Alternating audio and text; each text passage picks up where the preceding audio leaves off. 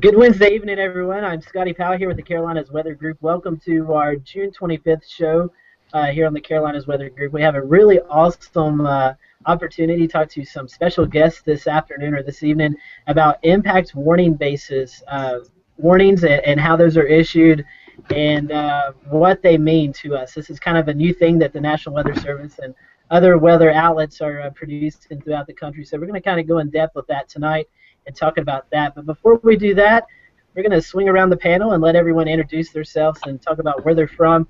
As always, I like to start it off a little bit weird. So I'm going to start all the way up in the east part of the place and turn it over to Ricky.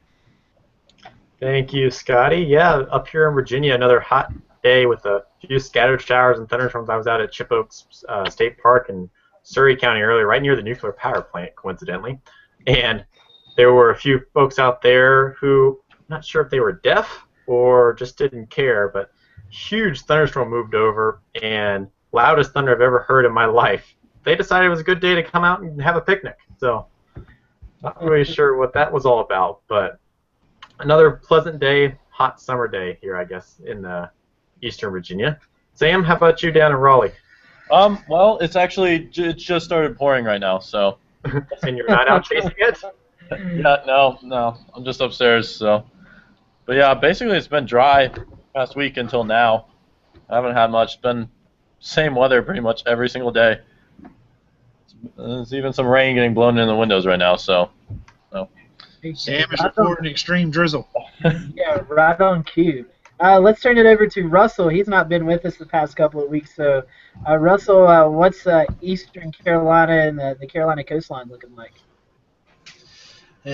Same as everybody else has been dry, but a few lucky people's been getting some storms, and they're getting repeated storms, so there's been some problems with some flooding here and there. But I'm Russell with Severe Weather Eastern North Carolina, which is actually located in Beaufort, which is the southern tip of the Outer Banks, which I basically cover all of eastern and central North Carolina. And so we'll send it over out west. Yeah, let's go to Catawba County, Joey. I'm Joey with Catawba County Weather, and the weather in my area will depend on who you ask. If you ask my house and what happens in my yard, apparently nothing. Around me, we've had trees down this week. We've had a couple of decent afternoon thunderstorms. I'm sure it meant something somewhere else, but it sure didn't in my house. I'm not bitter at all. But we'll move our way on westward, and I'll send over to Daniel way out in McDowell County. Thank you, Joey. My name's Daniel Crawley. I'm based in Marion, North Carolina. And for McDowell County, it's been pretty active this week. We've had a couple nights where we've had thunderstorms try to anchor themselves up against the eastern slope of the Appalachians, and a large part of McDowell County has picked up 2 to 3 inches of rain, if not more, this week. So it's been active. Monday night, in particular, was real active. But, today the flow kind of shifted a little bit more out of the west. It cleared things out, got some low-level moisture out, and it's been a great day. Highs here in McDowell County, in the mid to upper 80s. Even to farther to my west over in the mountains, low to mid 80s. A little bit of a drop of humidity. It feels pretty good. And, overall, with the exception of a couple spells of days where we've had either wet weather or hot weather, this late spring into now early summer has been pretty good here across the mountains and the northern foothills of western North Carolina. Yeah, and I can add on to what Daniel's talking about. It's been a busy past week. Since we were on here last Wednesday night, another microburst went through the city of Morganton here in Burke County. That's our third microburst in like a month. And I promise you, and Joey can attest to this because he was up here yesterday, you look on the streets and the sidewalks and stuff, and all you see is tree branches and cut up trees and all kinds of debris and stuff. It seems like our little neck of the woods has been hammered with thunderstorms and damaging wind and stuff like that. So today we actually got by with no thunderstorms. So that's the first time in, it seems like 2 weeks or so. But like Daniel was talking about, we did get some thunderstorms that produced a lot of heavy rain in the central part of the county near Morganton up into Lenore. 2 to 3 inches of rain fell yesterday. There was a flood advisory out. So we're hoping we can get some of this moisture out. Looks like tomorrow is going to be a nice day before the thunderstorms ramp back up in coverage. So with that, I'm going to turn it over to Ricky Matthews, and he is going to be conducting our interview for the special guest tonight. Normally, Joey has that responsibility, but we're going to put it on Ricky tonight because Ricky was able to acquire these guests. So, Ricky, it's all yours, my friend. And Ricky, before you get started, make sure we mention Austin, who's not with us tonight. Our superstar rookie, 14-year-old Austin, who is apparently lost in Raven Rock Park. I hope he finds his way out. So yeah. there's his cue that we didn't forget him tonight. So he sent me a text message. He's kayaking, and it's never good to get lost when you're kayaking. So okay. There you go. All right, Ricky, it's all yours, man. All right, thank you very much. And don't forget, if you are watching live, we do have a question and answer session set up. You can submit a question for one of our panelists tonight or one of us, and we'll try to answer those questions. Tonight, the whole topic is about impact-based warnings. A little bit of history on the project. Back in 2012, the Weather Service offices in the Central Region headquarters adopted 5 offices to try to participate in the program to better communicate the warnings and the severity of some storms to the overall public. So after some success and feedback in 2013, they decided to expand that project to all the Central Region offices, and in 2014 included 5 Southern Region offices, 1 Eastern Region, which is what we're in here, in Blacksburg, and 2 in the Western Region. So we decided to bring on 2 guests who have seen these warnings in action. Sean Sublette from the ABC affiliate WSET in Roanoke, Lynchburg television market, a graduate of Penn State University where he received his Bachelor's of Science and Master's of Science degrees in meteorology from Penn State. His first job was a research meteorologist at the NASA Goddard Flight Center in suburban Washington, D.C., but he quickly went into a career with broadcasting. Over the years, Sean has covered the blizzards of '96, the floods from Hurricane Fran, and very dear to this study, the 2004 tornado outbreak from the remnants of Hurricane Francis. Sean currently holds a CVM distinction from the American Meteorological Society. Sean, welcome. Thank you. You read my bio very well. I had to find it somewhere, so. Appreciate you guys having me on. Our other guest tonight. Oh, go ahead. No. Go ahead. Finish the introductions. Let me introduce Amber real quick. Amber is a graduate of my current school, UNC Charlotte, and she accepted a job with Accuweather out in Wichita. Used to be one of our panel members and still is from time to time. We're glad to have her back on tonight. She is coming to us from Wichita, where they've had a lot of experience with some severe storms and impact-based warnings out there. Amber, welcome as well. Thank you. It's good to be back. So our first question, Sean, because you probably have seen more of these than Amber, perhaps, since she just got out there 2 weeks ago, is since the National Weather Service in Blacksburg adopted a program for both the tornado warnings and severe thunderstorm warnings, have you guys, in your broadcasting, changed anything you've done or seen an impact that these warning changes have made? Well, I think it's too early to tell what the impacts are at this point, since the program just started in that office this year, and to be honest, we have not had an overly active severe weather season. Last 2 weeks have really been the most active period we've had so far this season. One of the things that we are doing a little bit differently, and it's a small thing, is in the past when we run our crawls or automatically generated crawls for severe weather, we oftentimes left out a lot of the call to action statements. Excuse me. But now we're going ahead and letting those things roll because of the impact-based warnings. I think it's a bigger deal in Central Region because the weather tends to be worse there. To have the impact-based warnings, I think it's a good idea. Don't misunderstand me. But you can still tell a lot of that stuff is automated. One of the things I do like at the end of those warnings is the tags that say, okay, well, the radar suggests we've got 70-mile-an-hour winds, and there's a radar suggestion of a tornado, even though we haven't been able to confirm one on the ground yet, because we don't get a lot of the debris ball signatures here. Most of our tornadoes are zeros and ones, the little spin-ups, and they're in and gone in 5 or 10 minutes. These QLCS things that go through. So, we do get supercells. We obviously don't get them like they do in the Alabamas and the Oklahomas and the Kansases of the world. but they do happen. So I think it's a good step in the right direction. I was glad to see the Blacksburg office take hold of it to see if it does make much of a difference in the coming few years. But I think this pilot program in the East, it's still too early to have really significant data. It's really interesting how they chose Blacksburg of all the cities, and I don't know how they did that. I'm sure it was some long debate in the Weather Service offices of why they chose that office. But I don't know. I seem to recall asking them, the WCM, Phil Heisel, I'm like, why were you guys picked? And I think they said that we offered, I think was his answer. I can't swear to it. But I don't know, and this is, again, secondhand speculation, I don't know if a lot of the rest of the offices were jumping at this opportunity. So I don't know. I mean, other offices in the Eastern region all had different issues. I mean, I can't imagine having to work in the Sterling office with all the political stuff that has to go on in that office, being so close to know. But we've got a good office here. I think the Blacksburg office is a strong office. I had one tiny little gripe with them a few weeks ago, but it was fairly minor. But overall, I think it's a good office. Yeah, one of my friends down at UNC Charlotte always comments, and he's like, those guys are the friendliest folks around at the Weather Service offices. They always say, if you need anything, just give us a call, and we'll chat with you for a while.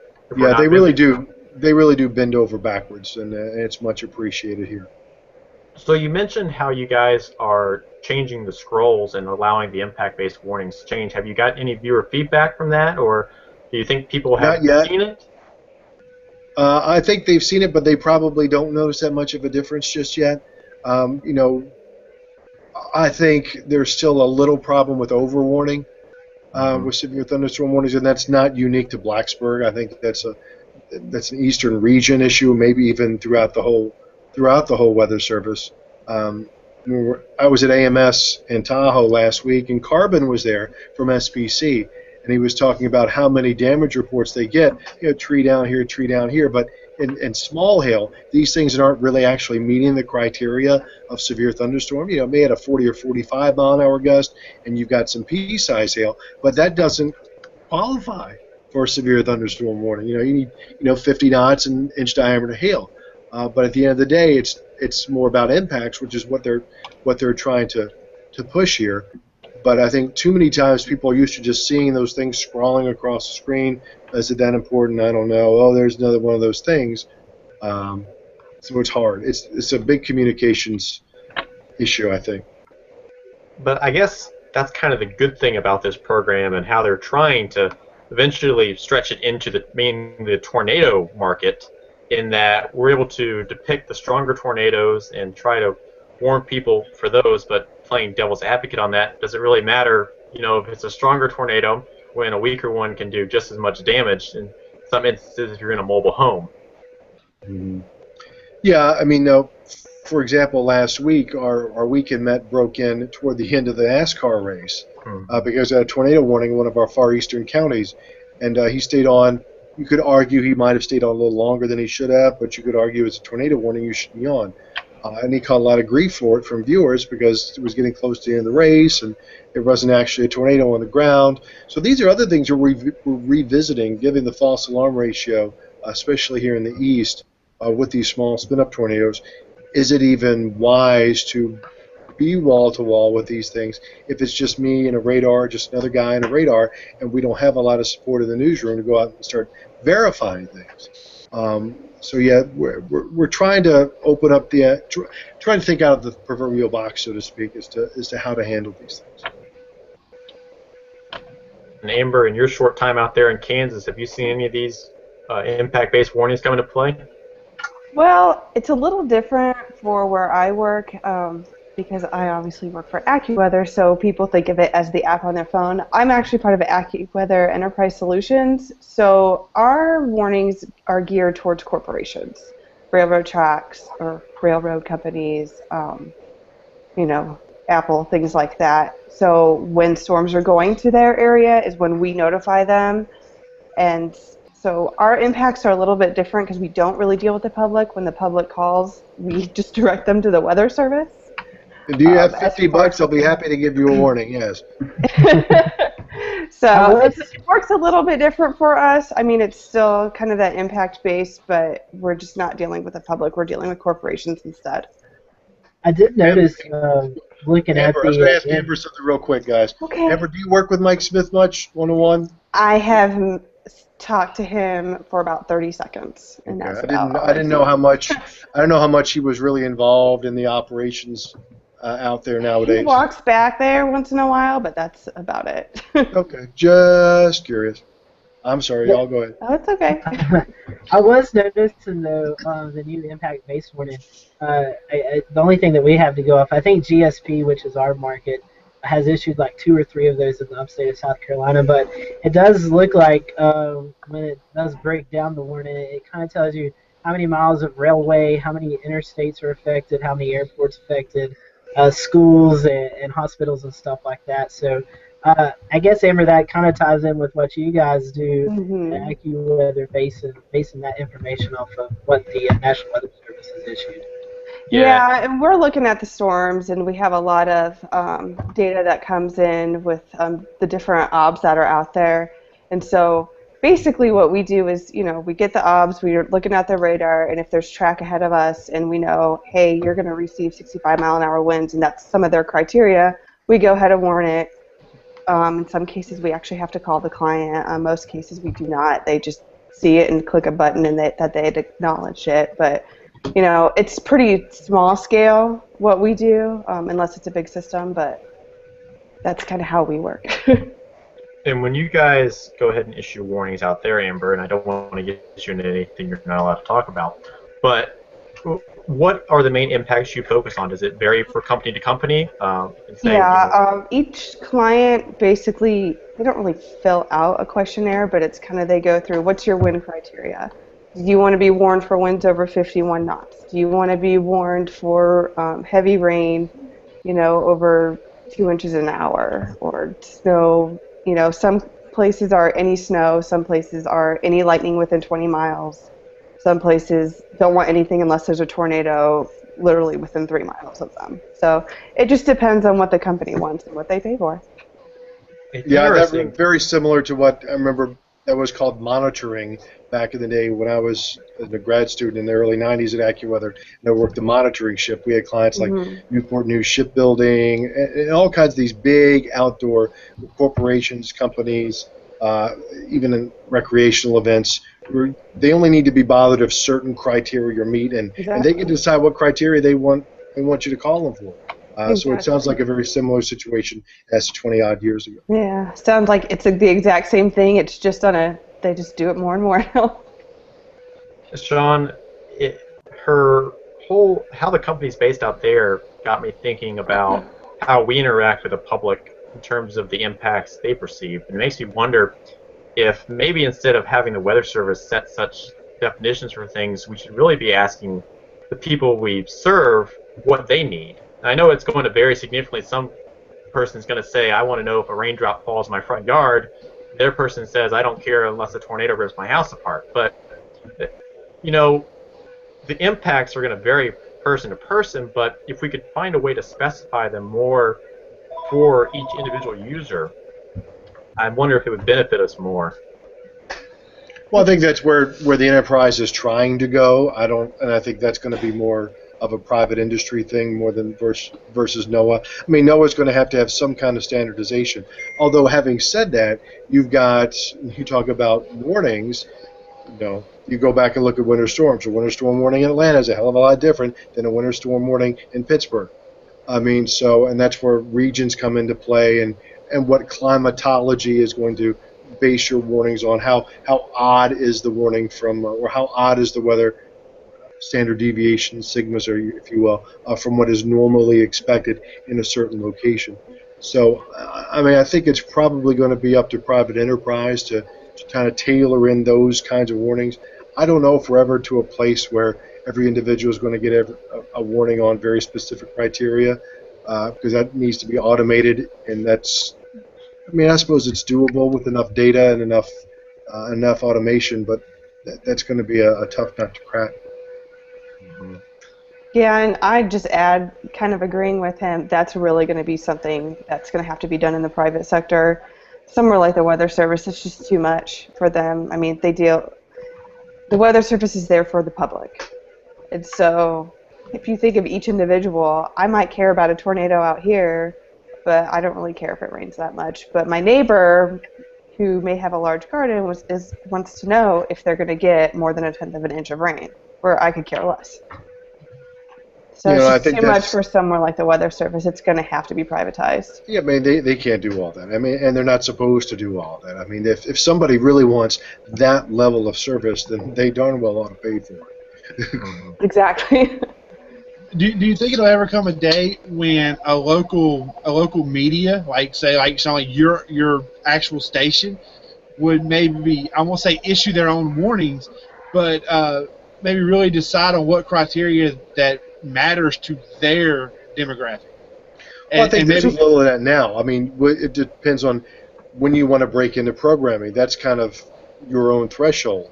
I mean, I don't crawl my own warnings. I'm going to crawl the NOAA warnings. But there have been times I've broken into programming before a warning is issued because, okay, this threat looks serious enough. And I won't call it a warning because I don't want to mess up the nomenclature. I don't want to get into semantics, but I want, hey, this storm looks serious. We wanted to tell you about it. That's why we're breaking in.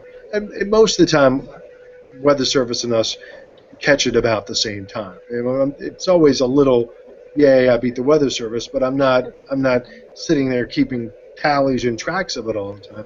I mean, the object is the same, to protect life and property. I mean, we have 400,000 households in our DMA. Like the Weather Service, I can't give everybody very specific information. Quite the opposite. The Weather Service is going to have more luck than I am because there's more bodies sitting in that office than me. Because right now, if you look, it's me, and that's it. And nowadays, if you're trying to break into programming and update websites and do social media, I mean it's more demanding than it was 10 years ago. Yeah, that's true. And even so, I'll post something, hey, storm pushing into Amherst, and then somebody wants to say, what about me in Appomattox? I'm like, well, what about me here in Danville? Well, what about me? I'm thinking, well, I didn't mention you, so you should probably assume that you're not going to die. I'll let you know if it's beating down your door. But then, the idea is, well, what if I get called away for an hour or so and I have to go do something, and the storm does bear down on somebody? So the thing is, then you get somebody accustomed to a level of service, then heaven forbid you back it off. It's like the old thing, those doing broadcast meteorology, you put a town name on a map, you better like it because you can never take it down, because people just are up and down in arms if you take their town name off of one of your forecast maps. I mean, they just, because it's the center of their universe. The hell with everybody else. I'm in Rustburg, damn it, the hell with everybody else. Of course, the people in Danville see it kind of differently. We definitely deal with that with our local pages. Scotty's laughing, but he knows we we run a local a county. I mean, it's nowhere near the market that you guys do. We cover a county, and I could have people. Everybody knows Catawba County. I could say there's going to be weather. We have a storm, moving across the county.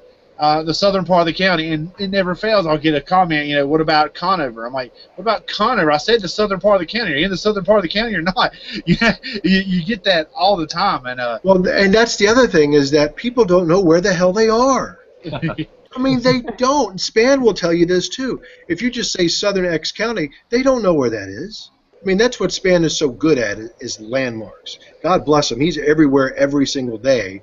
Knows his market like the back of his hand. He knows where every McDonald's, every stoplight is. He knows where all of that stuff is. I'm not nearly to that level. I'm pretty good, but I'm not nearly to that level. I mean, I still will slip in and go southern Campbell County when I should just say it's a few miles from Brookneal. I'll just do that. Because I don't know every drugstore and every and gas station. I don't. But you've got to give people landmarks. If you just say what county you're in, and then heaven forbid somebody's traveling to your market and they've laid their head for the night in some county, they don't know what county they're in, but they might know what town they're close to. So I totally agree with them, and I get into the habit of saying this county, that county, just to get people close, because people who live there know what county they're in, but they might not know if they're the north, south, east, or west county. I mean, I've been looking at maps since I was a kid. Most people don't. They just don't. Yeah, I agree. Russell. That's Scotty. But I was just saying, I agree with what Sean's talking about. It seems like social media has got the word out there, but then it gets to this crazy point where you have different people all the time asking, what about this or that? And, if it's not in your specific post, it's not going to affect your area, or it's going to be a lot less impact than the areas that you're talking about. And it seems like people now just, like Sean was talking about, it just all the attention goes on to them and not the people who are actually being affected by the storm. But you have to look at it from their point of view. Sorry, this is a sociologist in me. Oh, right. So if a storm is coming to you or coming to Burke County and you're at the office, you want to know if it's coming to you versus downtown. Or, I don't know, I forgot how it's laid out, sorry. But, so no matter who you are, if you hear a tornado is coming, you're obviously going to want to know, hey, is it coming for me? Yeah, you said it's coming here, but am I going to be affected at some point? So, and then on our end, it's very, very difficult to sit there and say it's going to hit this city, this city, this city, but not this city, this city, this city. And so it's very difficult. I know, I see both ends of it. I was just kind of playing the devil's advocate. And not to count when that tornado, when you're in weather chat and you hear that ES alert go off, it's just like everything changes in the snap of a finger. And there's so much going on because here at our station we have social media, we have Facebook, Twitter, we have the radio side, we have our live broadcast side. There's so much that we have to do, and 3 or 4 people doing it, and then not count all the people who are asking you questions, and it gets so overwhelming. If people would just read what's out there, we're going to make sure that we get that most important information out there. But I understand what you're saying, Amber. If I have tornado warnings out for Burke County, well, everybody's going to freak out. But if you just put it to Morganton, Valdez, Drexel, the people in Glen Alpine or Hildebrand, Eichert, places like that, they can kind of just calm out. But I totally understand where you're coming from.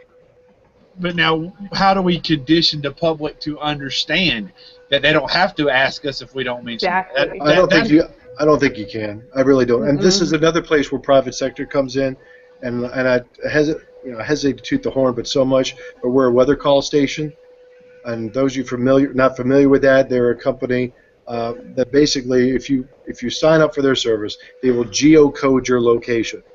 All right, so if your smartphone or your house phone, once you register with them, actually comes within a polygon, you'll get a call or a text message. It's not one of these WEA things where they broadcast the thing to 3 or 4 counties and people are getting warnings that they're not under. So I like their service. I'm happy with the service they provide the station as a third party because, again, it's a pay service. You can pay. I mean, you can get a free one and get overwarned, or you can spend a little money and cut back on your own personal false alarm ratio. Because even SPAN will tell you, even in a polygon, like a tornado polygon, only 10% of the people in that polygon are still going to be affected by a tornado. When you think about how big an actual tornado is compared to how big the polygon is, that's only going to take up 10%. So, I mean, no matter what, there's going to be overwarning. All you're trying to do is minimize that, because I'm one of those people, I don't want to go out and cry wolf. That way, when I do scream, they take it serious. And I definitely agree with that. We've talked about that a lot on this show. Hey, Joey. Go ahead, Daniel. Hey, I got a question for Sean and for Amber. You see it a lot, especially here in the eastern region. You'll have, say, one severe thunderstorm in the southwest part of a county, and then you have maybe another thunderstorm pop up 10 minutes later in the northern end of the county, and you end up having 2 polygons that pretty much run together. And it seems to me, with the McDowell County crowd and people around here, if you see a warning for one part of the county and it overlaps with another, and then there's different expiration times, it just creates a lot of confusion. Yes, it does. Yes, it does. That's why we start pulling out towns wherever possible. If we say, oh, in this part of the county, and this is near town X, town Y, town Z, there's another warning up in this part of the county, and that's Timberlake, Evington, Rustburg, compared to Long Island, Brookneal, and Hat Creek. Again, this goes back to knowing your backyard, so to speak. But yeah, because you'll get these 2 polygons in different parts of a county, and then you plot that thing up on your crawl, and it's just way long and verbose, and the important information is then lost. Yeah. I mean, fortunately, we have the ability to go in and do some manual editing to the crawls, but then that loses time. So that's kind of part of our job, is to find the right balance to determine where the threats are. If you got to break into programming, are you running the crawl? Ascertaining the threat and making the best decisions you can. Back on the overwarning thing, and I know I'm going to ask you to predict the future, but both of your opinions, Amber, you and Sean, when we talk about the impact-based warnings, do you think that there might be a possibility that those are going to be overwarning? I mean, by saying those words like large destructive tornado when there's not, I mean, just open us up to just more opportunities for to not actually verify that warning by making it more detailed, say. We had that situation yesterday in Indianapolis. When you think about it, there was that tornado warning that they called a PDS tornado warning on, and I think they ended up rating it an EF1 tornado. There was, I think, 1 or 2 reports of substantial damage, but nothing that I would see as totally life-threatening if you were safely inside a secure shelter. And there you go. So technically, you would say that warning wasn't verified. I mean, I guess technically it was, but I mean, But it depends on your definition of life-threating. Yeah. Well, yeah, but in the scheme of this, I mean, are we going to run into that problem? Is this going to make, is there? I mean, what do you think? I mean, do you think that's going to be an issue where they say that and now it's going to cry wolf more? Well, I wish Amber could go get Mike Smith and have him comment on that, because he wrote a blog post on it. And I didn't even read it. Oops. I mean, overwarning is always going to be a problem. I mean, no matter what. I don't think that's anything that is ever going to be able to be avoided. I mean, all you could do is just try to cut it down the best you can and hope you're right. And it'd be better to, and this is a message that the public needs to understand, it's better to overwarn and be wrong than to underwarn and be wrong, because if an EF4 comes through Wichita, Kansas, and we're like, oh, it's not really going to be that big of a deal in downtown, and it hits downtown, well, then all your credibility is gone. All of it. And plus, we have technological problems here too. I mean, I'm sure most of you have seen the video from the El Reno tornado, how it went from a rope to a wedge in 2 minutes. Mm-hmm. I mean, we get radar sweeps every 6 minutes. I mean, we've got the new ones. I forget the acronym they have, but going back and doing a second. Yeah, that's it. But until we start getting these phased array things online, where you can constantly scan a storm, I mean, there are going to be technical limitations to what we can do anyway. I mean, these phased array radars are great, but they're 10, 15 years away at least. I've started using the words as a course to least regret a lot, and thinking that maybe psychologically that gets into people's heads and makes them think, let me think about the worst case scenario, what could happen, and apply that to 10 minutes spent in my bathroom during a tornado. And that, I wonder if that's maybe the wording we should use instead of saying, hey, get in the basement now or you're going to die, basically. Yeah, I'm not a big fan of that at all. I mean, one of the things I've tried to push, like, you need to respect the storm. It might not blow your head off, but you need to respect this storm. The storm may or may not knock your house off, but it is dangerous. Everything we could see suggests it's dangerous, and you need to respect it. If it misses you, then you should be happy that you're alive and quit complaining. Because there's a lot of people out there, who don't like to be told what to do. Oh, precisely. But if you can talk to them more, and be like, hey, this is my personal thoughts. This is what, if it was me, I would do. Instead of just demanding them they need to get in the basement now. That's a big difference between the Weather Service and what we do and what other private enterprise is doing. When it comes from the Weather Service, it's coming from the government, whereas if it's coming from me or private and you can talk with somebody, then it's a little more palatable message to take home. Mm-hmm. And I think another thing, too, is that what I've been teaching through SWINK is that people need to learn that the storms there's no two storms alike. They may say, oh, I experienced it before, it's going to happen again, I know what to do. But in the sense that the storm may be weaker or different in dynamics as far as stronger winds, or because the vegetation and the structures are built differently back then as it was today. So to teach the public that there's no two storms alike, that they will start understanding more of what the storm is capable of doing versus what they have already experienced.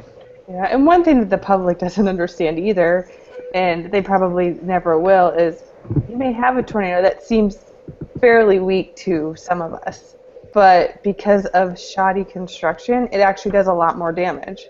There's so many storms that everyone's like, oh, that was EF5, that was EF5, and then it's like, low-end EF4, and it's just because the construction was terrible on these storms, but it really didn't matter to these people. It doesn't even have to be that, Amber. We had a building here in Hampton. We had a tornado back in January that destroyed what they call the Nike site. It's a recreational building that was built back in like World War II. But every weekend, there's an event out there where they hold these large gatherings. That whole building was totally obliterated by an EF1 tornado. There's nothing left of it. So, we always think the EF4s and the EF5s are the most dangerous, but in reality, you never know. Yeah. Well, plus, we don't really get those very much, at least in Virginia. I mean, we don't get 4s, much less 5s, very frequently at all. I mean, when we get them, they're mostly going to be 1s and 2s or 0s. We get the occasional 3, but that's it. So I think that's another thing. We've seen so much video nowadays of these big wedge tornadoes. When you say tornado warning, I worry that the public thinks those are the only tornadoes. They have trouble envisioning a tornado that drops in for 3 to 5 minutes, does 0-1 damage, and is gone. I don't think they have a good conceptual idea of how that operates. So that also is a communications issue. That and then this is another thing we could talk about all day is people think there's a tornado when there's not. It got windy, so it was a tornado. And that's another thing. You tell somebody, oh no, it's straight line damage, straight line wind damage. It's like you beat up their dog. There's a tornado because it did. Well, if it's wind, I mean, it's all wind, right? Does it hurt your feelings that it wasn't a tornado? Have I bothered you in some way because it? What do you mean it wasn't? It had to be a tornado. No, it doesn't. Microburst, 100 miles an hour. Get over it. Yeah. But, sometimes there's an emotional thing that I made it through a tornado, and it gives them yes, I made it through a tornado. I survived. Where I survived a microburst doesn't sound it's not as good of a story. Even if it's an ordinary thunderstorm and people end up getting into the core of that thing, they would say, "Oh, that was severe," and even though it wasn't severe at all. I mean, it's all. And that's another thing. The term severe. I mean, I have to make a very pointed effort to saying when we say severe thunderstorms, we mean something very specific. Because I got the people in the newsroom over here just toss around the word severe like meaning bad. To say nothing of how the public receives the word severe. It just means bad. It doesn't mean anything specific or objective to them like it does to us. Yeah, right, going back to your tornado thing. A couple of weeks ago, I mean, we had two guys straight up argue with us that it was a tornado when you're saying it really wasn't. There's no evidence according to radar. All the trees are laying down in the same direction. No, I swear it was a tornado. It was a tornado. It's just that mindset, and maybe Amber can do it with her sociology or something, whatever. But people want to have a tornado happen when it's only a straight line damage and wind. They don't feel like it's as legit if it's not a tornado. Yeah. Hey, Scotty, how many times now do you hear people in eastern Burke County claim a tornado when it's not one? I mean, those guys know now. They're scared to death now. You have a thunderstorm come through there, and I mean they are literally freaking out. I'm heading to my basement. I'm seeking shelter, just because 2 years ago in the middle of January an EF3 tornado rolls through there. Now any thunderstorm that happens through there, I mean they are literally seeking shelter, even if it's just a garden variety storm. So it plays a lot of psychological effects on people. But one thing's for sure, when they get a microburst now, those guys don't claim a tornado because they know the difference. That's true. Yeah, that's right. When they see it, they're like, no, trust me, that wasn't a tornado. You don't want to know what a tornado is like because that wasn't it. Sean, I know you just got back from the AMS broadcast convention out there in Lake Tahoe. Did you get to sit in on the lightning seminar at all where they were talking about lightning warnings? We talked a little bit about that and impacts. but we didn't make a lot of headway. Adding that to the severe criteria is going to be tough because, a thunderstorm is still a thunderstorm. It's like we talked about breaking the rules on some of the warnings. Where there was a snow squall that went through with thunder and lightning. Oh, no lightning, but it was just a snow squall that put down an inch of snow. This is up in the Northeast somewhere. And they put out a severe thunderstorm warning, even though there really wasn't any thunder. But they needed to warn somehow. There was no product for it, so they just issued it under that header. And I was telling a couple of my colleagues, I've tried to start pushing the word squall a lot more for these, low shear high cape events. Just push the word squall and try to educate the people what a squall is. I have a standing blog. Anytime I use the word squall, I direct people to the blog. This is what we mean by a squall. Actually, a thunderstorm is a squall, except it just has thunder and lightning. It's the same concept, when this gust front comes through. So there's any number of communications challenges, which is why I've really befriended Nate Johnson there in Raleigh, because that's something he and I see very much eye to eye on about weather communication. I know I think there was a severe thunderstorm, or that's what they called it. It was an outflow boundary, actually, from a thunderstorm. I think it was 2 or 3 years ago, I remember, in Montana. They warned the outflow for the winds, and if that was me, we had the same event here. We had the PDS Severe Thunderstorm Watch, you may remember, last year. And the storms totally fell apart as you got to Hampton Roads, but they kept issuing severe thunderstorm warnings for the 60-mile-per-hour winds for the outflow. But everyone who's outside is expecting huge rain and lightning and everything to roll through, when in reality it was just a little bit of gusty winds for a while. And that's the problem. You need to read the text of the warnings. And people won't do that. There's a lot of times people won't do that. It's like when the derecho went through, it carried a basic severe thunderstorm warning. Now, in the text it said, this is a very dangerous storm, winds are 70 miles an hour, and there was a heightened wording inside the body of the warning, but most people don't get that far. Yeah, in that case, it almost would be better for the public to issue, like, a wind warning advisory, something like that. But, that's when it's up to us. We've got to break into program. Mm-hmm. For us, that's the difference between just the Weather Service putting out a warning and us doing something with it to get the word out to as many people as we can. But there's a time delay there. Sean, what is your station's requirements or responsibilities for breaking in? I know we work with Brad Panovich down here in Charlotte, and he has free reign. Whatever he feels is necessary to go on air, he's got it. The station down at NBC has gave him free reign. But what's your setup there at WSET? What is your requirements to go on air?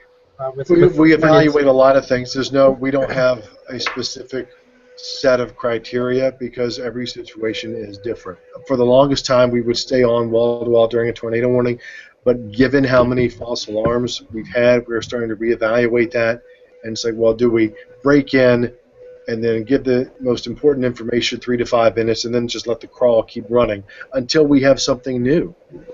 And that's tough. It's kind of counterintuitive to what I was brought up with. But we have to think about the severity of the particular storm. We have to think about the timing of the storm. We have to think about who's impacted, fair or not. We've got to think about the population impacted.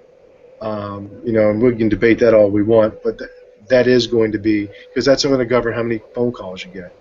What was the other thing? The time, the population, the impact, all those things. I don't like cutting in for snow. I mean, there are other stations in this market that want to break in every half hour during a snowstorm. I'm like, dude, at 8 o'clock, everybody's home watching their TV shows. They know it's snowing. They're not going anywhere unless you've got squalls out there. Just let it go.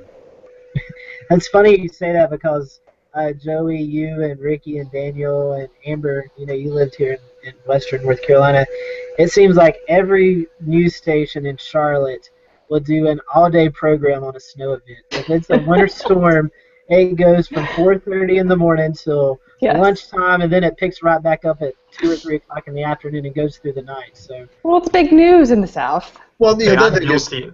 the morning is different. I'm talking about a 7 or 8 p.m. It's been snowing for the last 5 or 6 hours. Everybody knows the snow is here. It's doing as forecast. They expect it to continue to snow overnight. There's not much sense in breaking in. Now, first thing in the morning, people want to wake up and they're like, okay, what has happened overnight? That's different. I mean, you want to be there consistently from 4:30, 5 a.m. until 8 or 9 o'clock when everybody's woken up and kind of gotten it. And then, as conditions warrant, you decide how you want to break in during the day. But I agree at the South, Virginia, North Carolina, it's big business. it is. I'm telling you. Question off Go that, ahead, Scotty, Larry. and then we're going to try to wrap it up here since we're getting close to 9 o'clock. But Sean, I know a lot of stations will start covering the snow when it's falling. But in terms of impacts and how it really impacts people, it's the first flakes and the first little bit that gets on the road that really causes the biggest incidents. Yeah, So, and we try to coordinate with VDOT a little bit, Virginia Department of Transportation, a little bit on that. But I'm sorry, go ahead. I was wondering, from your perspective, do you see the point of long-form coverage before and maybe like during these events for that we can forecast like that? Well, I mean, if we know when the snow is going to start, we can track it on radar. Should we be covering it as it comes in, or covering it when there's already 8 inches of snow on the ground? You can get a reporter out there to throw a snowball at someone. And I think you need to cover it at the onset. I don't know how much long-form coverage you can do as it onsets, especially if it's a very gradual moving from one part of your market to the other, and it takes 3 or 4 hours to do that, unless you've got really good video. Now, some places have a good camera network, and that's one thing. So there's something to be said for that. The time of the day also crucial. If it's coming in at 3 o'clock in the afternoon during the evening rush, because we've done that before. I mean, hey, look, the snow is almost here. Let's break it a little more frequently. Tell people, finish getting back for the grocery store. You got about half an hour or so, or 60 minutes, and then you're not going to want to be driving. So again, that's one of those case-by-case basis things. Because the thought of the Atlanta snowstorm comes up in my head, and you had to see it coming if you're an Atlanta meteorologist. And it makes me wonder how they covered that on air. I haven't gone back and done any research on it, but you would think that they would want to, start screaming that it's going to get bad here in about 30 minutes or so. Right, by that time, everybody was at work, and then they said, okay, go home. So then everybody unloads at once. Mm-hmm. And it takes everybody 60 to 90 minutes to get home in that big of a metro area, and that's about the time it takes for it to really hit the fan, and then you're stuck. It was like Commute-A-Geddon there in D.C. a couple years ago. Same thing. Everybody went to where they went at 10 or 11 o'clock. Then everybody was told to go home simultaneously. Good luck. We had the same thing in Charlotte with a snowstorm in February. That's where you come into play, Amber. That's why you need to get those warnings out, Yeah, we do it different. We're gonna warn. I mean, we're gonna warn a day or two in advance. Like I said, some of the companies we work with, they're going to need to make alternate arrangements for shipping and things like that, and need to know, 24, 48 hours, even 72 hours in advance of what is expected to happen. So, I mean, like I said, it's a little different for us than it is, for weather service and for news media and things like that. Hey, Ricky, go ahead, Daniel. I'm sorry. One thing I mentioned when we were talking about snowstorms, it seems like in the South, snow always tends to creep in before computer models want to predict stuff like that. And I think sometimes, maybe as the news media or as meteorologists in the TV media and all that, you kind of look and say, well, we think it's going to roll in at, say, around 0Z or between 0 and 6Z or whenever. But it just seems like it always comes in quicker. And I think, like what Ricky said, if you really start hopping it out 12 to 24 hours in advance, and then, I think that helps a lot more than, once there's an inch of snow on the ground. Because, if you're in the South and you got a half an inch or inch of snow on the ground, a lot of places are not going to have the capability of getting it off the roads, and then you end up with the nightmare that you had in Atlanta. Well, believe you me, whenever there's snow in the forecast, we're leading with weather. So it's not like the storm actually sneaks up. Maybe the onset gets in an hour or two ahead of time, but we've had just as many times where the boundary layer was so dry and the stuff was so powdery, it came in an hour or two late. So that's always a thorny issue. But yeah, you're right. Depending on the time of day, the consistency of the snow, what's the ground temperature, all those things are going to go a long way in determining how fast the road conditions are going to get crappy. And there's another thing. Everybody, I think a lot of people get caught up in this. They'll see it's 60 degrees the day before it snows, Oh, and then yeah. it's in the south. That don't matter. That ground, if it's coming down hard enough, it's going to accumulate, Well, regardless of how it was. especially at night. I mean, it could be 60 degrees one day, and if you expect the stuff to start at 2 or 3 in the morning, it's dark. There's no incident radiation coming in, so it's going to accumulate just like that. I do have a quick question, Ricky. I know we're going to try to wrap this up, and it's kind of off topic. But Sean, like Ricky said, you was out in, I think it was Lake Tahoe. Is that correct? Yeah, I was out near Tahoe. What came out of that? Any interesting things that came out of the weather conference that?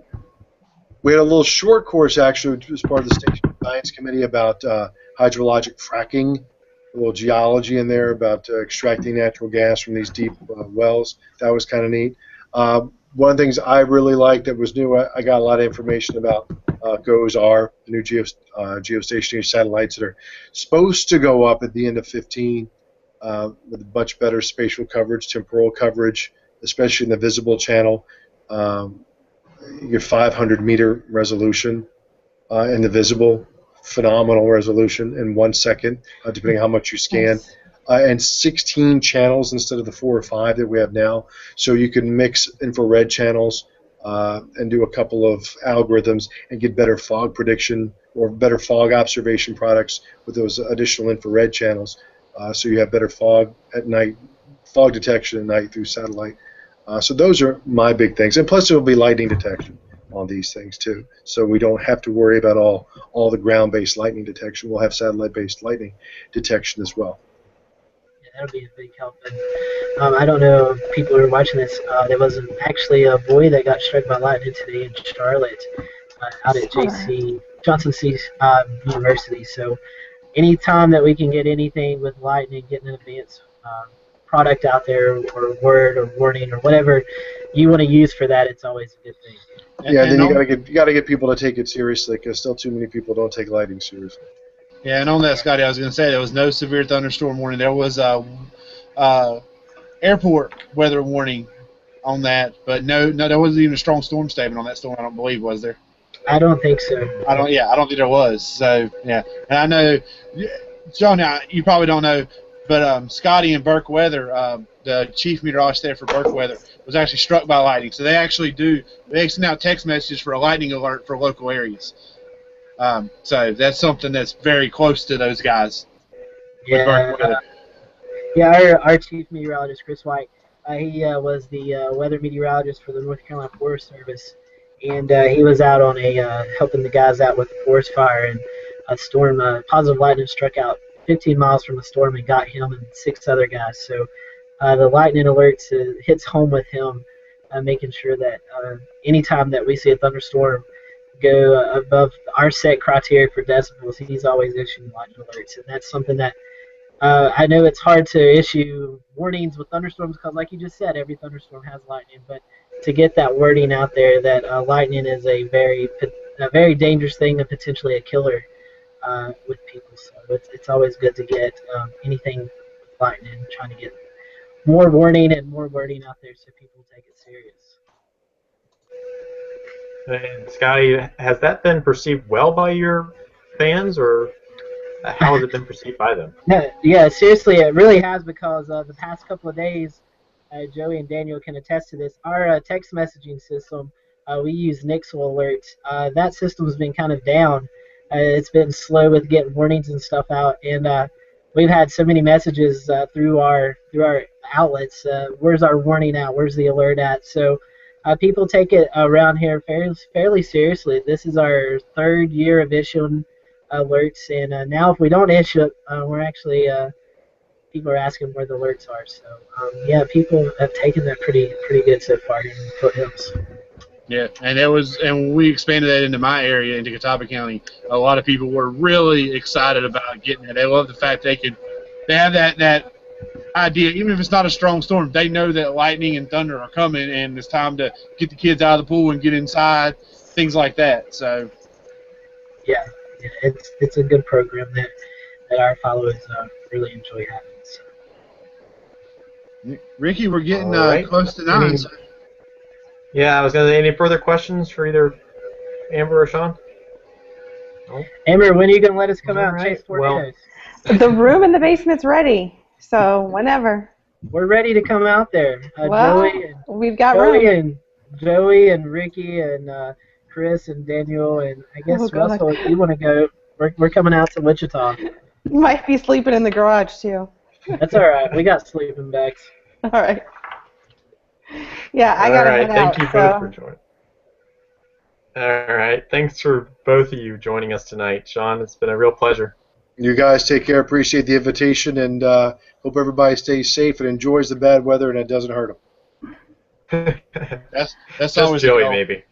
Yes, I always enjoy it. Yeah. Thanks for coming on tonight, Sean. We really do appreciate it. Happy to have helped out. You guys take care. I'm taking off. We'll talk to you later. Right. Thanks, Talk to you later. Amber, thanks for coming on, and No problem. thanks for Maybe I'll be on remembering again us. soon. Yes. Definitely. You're the person that we always say that she used to be with us. I know. That's right? right. We can I say know. I that. was like, oh, I miss you guys. We can say that now. We can say we used to have Amber, and it was great. Yep. It was fun. But thanks, and Now I we will just have see you all later. Joey. Now you just have me. Yeah. Bye. See ya. Yeah. Hey, Joey. Take us to the end, Ricky. Oh, All right, well, I guess I can just go into you're it. missing Well, something, aren't you? What? What? I'm going to do my rant, right? I'm going to talk about what we're going to talk about here. Yeah, wasn't you supposed to say some kind of word tonight? Yeah, well, we're still live. It's not like we're going off the air. Well, let's kind of wrap up. There is one thing I briefly want to get you guys. over. Well, I could. There's lots of things to talk about today. Hold on, I want to get your opinion on something. gosh. You guys. Okay. No, it's not a bad thing. Looking at next week's models, it looks like it really is going to start getting hot around here. What do you guys think? I Well, think that's it's horrible. July, That's what so- I think. I am too fat for heat, guys. It is The July. ocean but- is calling my name. Man, No, I thought I was but- going to get some conversation out of I it. mean, That's good. Yeah, we're like. When you do look at the model, Scotty, it is interesting, mainly for probably Central North Carolina. The European model and the GFS have both kind of jumped on that really hot temperature bandwagon for next week, and it looks like it could last for a couple of days too. The long-range European for Raleigh, I'm looking at that right now, and it has 99 degrees really far out in the future, but still, the pattern seems to be shifting towards a really hot pattern, which isn't uncommon, for us in July across the Carolinas, but folks who hate the heat, you better get ready. Well, and last year, we missed most of it, so it's going to be a little bit different. I do think it's going to be a shock to the system for everyone because, like you said, Joey, it's not been hot around here the past couple of summers, and I believe it was Brad or it may have been Tim Buckley. They were talking about 90 degree, that's normal around here, but once you get into the mid and upper 90s, that's when it really people start to notice how hot it's getting. So it looks like it's going to be in for a warmer period of time, just in time for 4th of July. The one thing I will say about it, and I was looking at some of the stuff, particularly on the European, the area of highest pressure may be south of the region, at least compared to what you would optimally want for really bad heat. A lot of times you'd like high pressure aloft settling over the Carolina, over the southern Appalachian region. It may be a little bit farther south, and while I think it's going to get pretty hot next week, if you start getting yourself kind of on the periphery of it, on the edge, then you start getting into potential scenarios where the upper level winds could blow like debris clouds from other storms into the area. that can kind of wreak havoc with your temperatures. That to me might be the only thing that would keep me from completely getting on board with it. I think it is going to get hot next week, but I saw the GFS this afternoon. It was printing out some hundreds, like down into Georgia and part of upstate South Carolina. Now, where that area, the highest heights, the loft is going to set up, that probably would be the case. But I think for North Carolina, especially when you get up into Virginia, you might be just far enough on the periphery to where you're not going to get the worst of it. If that makes any sense. I'm with you. Made sense to me. All right, well, let's. I agree with you too, Daniel. Just to put that out there. But yeah, we'll kind of wrap it up. Russell, tell the followers how we can get a hold of you and any closing words, and then I'll let you toss it around, and we'll wrap up with Joey. Yeah, you can find us on Facebook at Severe Weather Eastern North Carolina. We cover Central and Eastern North Carolina. I guess we're in our typical summer-like pattern where it's going to be muggy at night and afternoon spotty thunderstorms. Any storms is capable of producing heavy rain and deadly lightning. So if thunder roars, head indoors. And if there's water that covers the roadways, turn around, don't drown. So let's send it out west. Hey, Russell, what was the deal with a few of those water spouts the other day in your region? Oh, yeah. Yeah, there's been several water spouts, and it's actually this time of year where we get a lot of them, where they come from just isolated showers to form over warm water. So you get the warm water lift up, and they'll just turn within height, and then we get water spouts to develop over the sound or off the coast. There's been one off of the Pamlico Sound off of Hatteras Inlet, and the other one somewhere off the northern parts of the Outer Banks, but of course no damage occurred when... I think it was near the Wright Memorial Bridge or something like that, because I remember seeing video on our local news from it. So yeah, maybe that was a Pamlico Sound one, northern area. Yeah, towards the U.S. 64 bridge. Yeah, near Duck. That was it. Yeah, that's the second one. All right. Makes me want to drive down there for a day and the water spout chasing. Yeah, the best timing is actually right after sunrise through about 12 noon. Mm-hmm. Sam had to leave us earlier, otherwise he would have been all up on that. So. Yeah. All right, Ricky, I'll let you close yourself out. All right, I guess I'll wrap up. We got some thunderstorms pushing out of the Lawrenceville area and South Hill, pushing kind of east-northeast towards Dinwiddie and Hopewell areas. They're weakening / strengthening / kind of just holding their own out there, so we'll see what they do. There's probably a lot of heat lightning a little bit out towards the west this evening, which is just distant lightning. So if you want updates throughout the evening, you can follow me on Twitter at WXRJM or on Facebook at Ricky Matthews _WXRJM. Joey? You skipped Daniel. Or we're wrapping up Joey last. Daniel. There you go. I'm sorry. Yeah, I'm last. Yeah. It's okay, guys. Oh, you should be. I can't even hear you right now. I hope you guys are hearing me. Anyway, I'm going to go ahead in case you're hearing me. You guys can just find me, type my name on Facebook. I don't have an actual page or anything, and as you guys know, I help with Scotty and Joey and Chris managing the McDowell weather page. Just looking at what's going on. We might get a dry next day or two out of it here in the far western foothills and in the mountains, maybe in the Asheville area. It might be fairly dry, but looks like there might be a kind of a backdoor front slide down this weekend. Will probably enhance our chances again, as the flow may try to come out of the east again. And you know, as we saw this week, when you get flow out of the east and you try to bank it up against the Blue Ridge, at times you can get some stuff to go pretty late into the night and kind of catch you off guard a little bit. But that's where we're looking at here, and I'll go ahead and let Joey take care of it. You skipped Scotty. I'm sorry. This thing is off the rails. Yes, man. By the way, Daniel is the man behind McDowell Weather. He's the one doing all the updates. So don't let him fool you. He's kind of like taking charge of that. That's an awesome thing. So we're appreciative of Daniel and what he's done, even though he did miss our weather summit yesterday, which is pretty crappy, right, Joey? You're out of the Sorry, club, Daniel. guys. You're out of the club. That's right. But yeah, like what Daniel said, it looks like we're going to have a dry day tomorrow and maybe even Friday before more thunderstorms over the weekend. And I really am baking for a dry day because I'm going to be headed to the Charlotte Knights Stadium tomorrow night, so I don't want any weather tonight.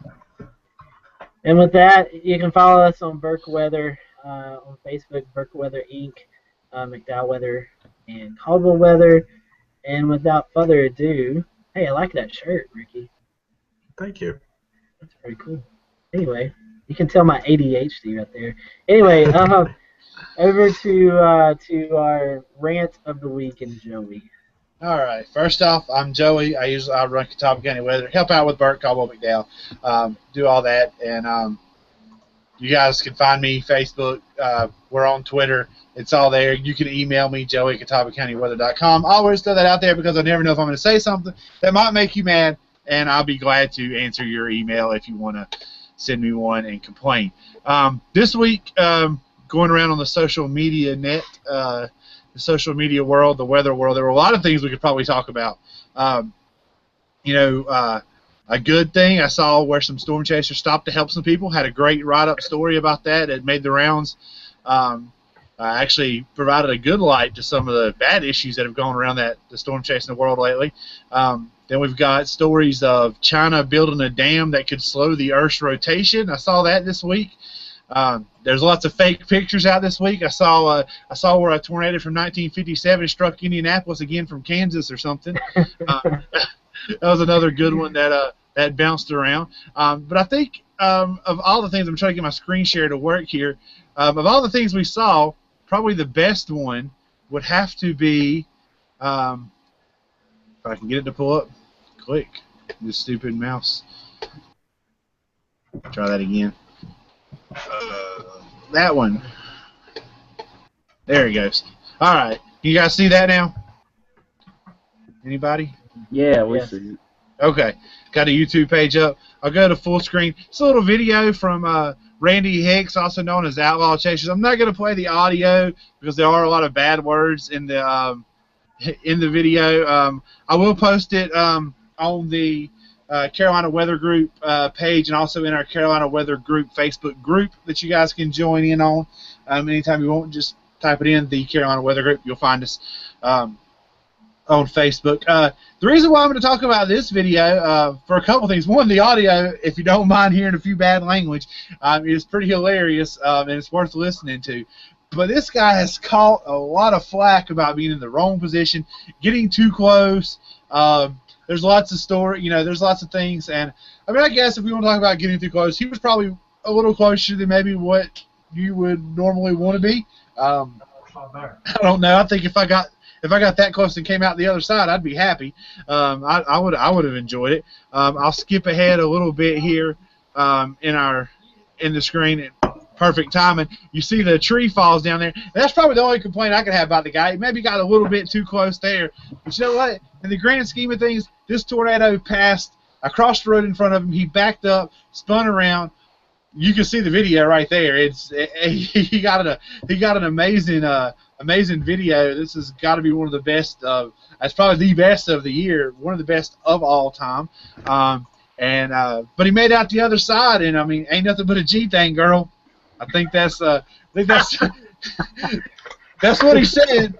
So we'll just kind of wrap up the show there. You guys go. We'll go post that on the page here shortly. Give me a few minutes to get it up.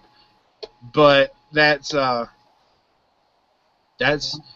of the story. Trying to turn my screen share. My only rant about that was he's more concerned about his probe than the person's house that got destroyed. Yeah, I was going to say that. Yeah, I was going to mention that. You'll hear that in the video. He says the house got destroyed, but the bad thing is we got to go back and get the probe. No, that's not the bad thing. But anyway, I'm not going to. The bad rap he caught for getting too close. I'm not gonna rag him on that because, let's be honest. If you're in the storm chaser world, you want to get as close to it as possible and be safe. And ain't nothing but a G thing, girl. He came out safe, so. It is pretty intense when the side of the tree hits the car, though. Yeah. Like I said, my only concern with where he was located right there was those trees. Had there not been those trees there, we would have had a better picture. But other than that, that was the only thing I was concerned about. I thought he was. I won't say he was safe. You're never safe when you're that close. But I mean, I wasn't overly concerned about his life from the tornado. Maybe from the trees being right beside of him. That was a little dangerous. I probably wouldn't have picked that road with the trees that line down it like that to ride out the storm. But he made it out, and that's the point. I will tell you, it is a very intense video. You will not catch yourself wandering away the whole 13 minutes of it. It'll keep your attention. It's very educational, despite the bad words in it and stuff, because his probe actually gets inside the tornado, and it actually shows you what. I guess the biggest thing out of it is the debris that we talk about. How it's projected through the air. That gives you a great demonstration of what we're really talking about. Yeah, no doubt. It definitely is. Like I said, if you want to let your kids watch it, you might want to hit mute, or explain to them that they're going to say some language that you're not allowed to say, or something to that effect. But other than that, it actually was a really, really great video. And again, the guy I think has the quote of the year. Ain't nothing but a G thing, girl. That's in the video. You guys listen for it. It's pretty hilarious. But I guess that's it. Scotty, you wanna wrap this thing to the end? Yeah, we can do that. Thanks everyone for joining us. Make sure if you want to catch a replay of this, you can hit the YouTube link, and that'll do a replay. Next week we have Photographing the Storm. We have a couple of awesome photographers are going to be on next week. We have Stuart McDaniel, Mark Hauser, and the famous Chris Austin, who gets all these awesome shots of downtown Charlotte, the skyscrapers and stuff. He's going to be on talking to us about all his photographs, and hopefully he will tell us how he got the rainbow shot over the city. It was really awesome. We'll try to talk him out of some tips and tricks. Yeah, so Daniel or Stuart and Mark and Chris are all going to talk to us about their experience of chasing a storm and getting pictures and stuff like that. Maybe we can even talk Ricky into telling us some of his pictures as well as he shot as he's been out chasing the superstar that he is. So, anyways, that's next Wednesday, July the 2nd. I can't believe it's July the 2nd already at 8 p.m. So make sure that you tune in. So, everybody on the panel, I am Scotty Val. Thanks for watching Carolina's Weather Discussion, and we'll talk to you next week. Bye, Seco.